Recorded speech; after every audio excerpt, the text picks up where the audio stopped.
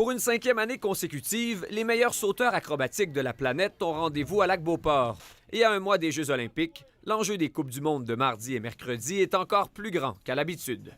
Veux pas, c'est un moment stressant pour les athlètes d'essayer de se qualifier. On a la chance d'être une équipe soudée, puis on s'entend bien, mais on le sent aussi à l'international là, que c'est l'année olympique, puis ça paraît dans l'attitude de tout le monde. Là. Il y a pas d'amis à l'année olympique. Là.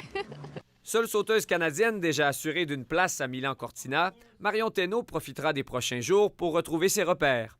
Victime d'une commotion cérébrale à l'entraînement en décembre, la Sherbrookoise vient à peine de recommencer à sauter. Mentalement, c'est challengeant, comme ce l'était l'année passée pour d'autres raisons. Il y a comme toujours des raisons d'avoir peur, là. Mais en même temps, ça fait partie de notre travail. Fait que je travaille là-dessus, justement, en ce moment.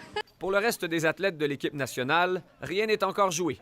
Certains pourraient solidifier leur place avec un podium cette semaine, alors que d'autres espèrent créer la surprise. On a vraiment une belle opportunité ici à Lac-Beauport et dans les 10 prochains jours avec 4 Coupes du monde pour se qualifier. Puis pour se qualifier, ça prend juste 3 résultats. Alors tout peut changer dans les prochains 10 jours. Il faut vraiment mettre un peu les bouchées doubles quand on saute. Chaque saut est encore plus important. L'entraînement va bien en ce moment, donc j'ai juste hâte à demain et puis après-demain.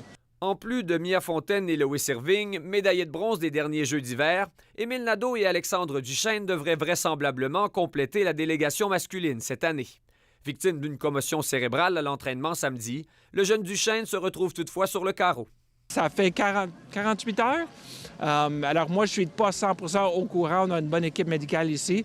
Qu'à cela ne tienne, 14 athlètes québécois seront tout de même en action demain et mercredi à Lac-Beauport. On a juste hâte que la foule arrive et qu'on puisse faire le spectacle pour tout le monde.